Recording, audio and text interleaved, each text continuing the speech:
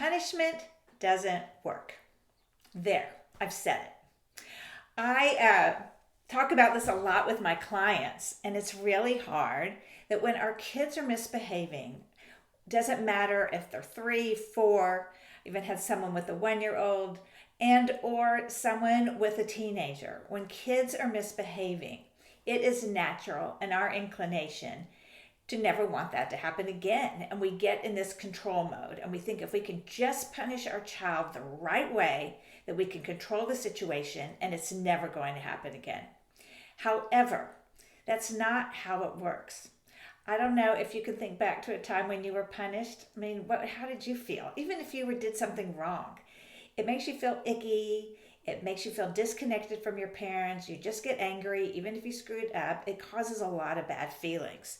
So actually, when kids are misbehaving, that's when they need connection the most. And that's when it's hard to give, but that's when they really need connection. So when we send them to their room, we ground them, or we put them in time out, we're actually doing the opposite of what they need.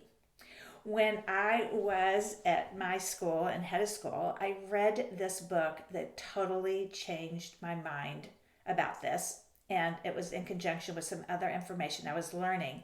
Dr. Ross Greene is an author, and I'm sure he's got so many other titles. But he wrote a book, and I know he has one for parents, and I can't think of the name right now. But the one for educators was called Lost at School. And it was talking about how we are so off the mark with supporting children who really have behavior challenges. In the school, we were so quick to put them in detention, punish, miss recess, all those kind of things, and they really, really don't work. So Ross Greene says, and I think this is so powerful, and I know for a client of mine, when her son is having a hard time, she said this is what she remembers. So it is, kids don't choose to do bad. If they could do well, they would do well. So kids aren't wanting to act out on purpose. And so what he says is we need to get a new pair of glasses, and we need to reframe, and we need to look at the situation differently. So when your child's misbehaving, yes, it's not okay. We need to be clear about boundaries. This is not saying, hey, everything goes, it doesn't matter. But let's look at it from a new perspective. What is our child trying to tell us? Sometimes they're really sad about something going on, or they're struggling, or the transition is hard, or they don't have the skill to do what is needed. So as parents and educators, if we can look at it from this other lens of compassion and understanding and trying to figure out what they are trying to tell us through this behavior, and then having a conversation and working through it and letting them be empowered, let them have a say. You came in really late to your 16-year-old. Time to set up a curfew, because that was not okay. It's my job to keep you safe. I want you to think about it. What do you think is fair? Please present it to me. Let's have a conversation. We can discuss it. And then what happens if you don't abide by that curfew? What will be the natural consequences of that?